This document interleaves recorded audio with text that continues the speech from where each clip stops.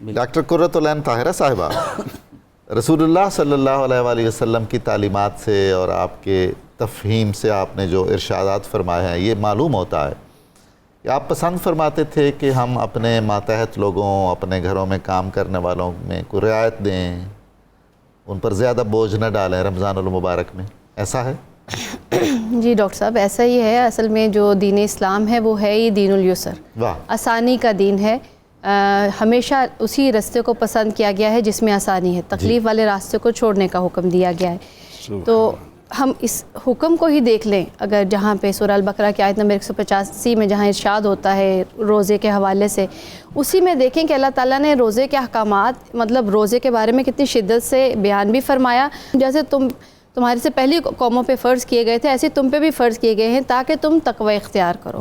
یعنی اتنی فرضیت ہے کہ یہ جب سے شریعت کا آغاز ہوا، اللہ تعالیٰ نے اس دین کو بھیجا، یہ سلسلہ چل رہا ہے، کسی نہ کسی طرح سے فرض رہے ہیں۔ جی فرض رہے ہیں، لیکن ساتھ ہی کہا ایام معدودات فمن کان منکم مریضا او علی سفر، یعنی فوراً ہی ایک رخصت کی بات بھی کر دی۔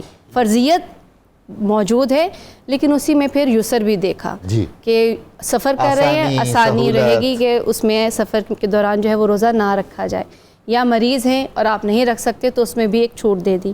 اور پھر وہی جسے مفتی صاحب نے بیان کیا کہ یہ بھی فرما دیا کہ وَعَلَى الَّذِينَ يُطِيقُونَهُ، کہ جو اس کو توق کی طرح جن کے لیے ہو روزہ رکھنا، یعنی جو بیمار ہیں اور بہت مشکل ہو بیماری کی وجہ سے یا پھر اپنی عمر کی وجہ سے، کمزوری کی وجہ سے، ضعف کی وجہ سے، تو ان کے لیے بھی رخصت رکھی۔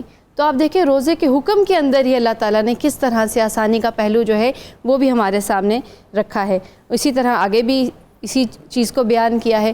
تو یہ ہمارے لیے ایک ایگزامپل ہے، ہمارے لیے نمونہ ہے کہ ہمیں اپنی زندگیوں میں بھی جس طرح ہمارے رب تعالیٰ نے ہمارے لیے آسانی جو ہے وہ نکالی ہے، تمام طرح کی فرضیت کے باوجود ہم بھی اپنی وسعت، اپنی استعداد کے اندر رہتے ہوئے اس آسانی کو آگے بانٹنے والے ہوں، اس کو لوگوں کے لیے بنانے والے ہوں۔ یہ بھی فرمایا گیا نا کہ اس پر رحم نہیں کیا جائے گا جو رحم نہیں کرتا۔ جی بالکل، کرو مہربانی تو محل زمین پر خدا مہرباں ہوگا عرش بریم پر۔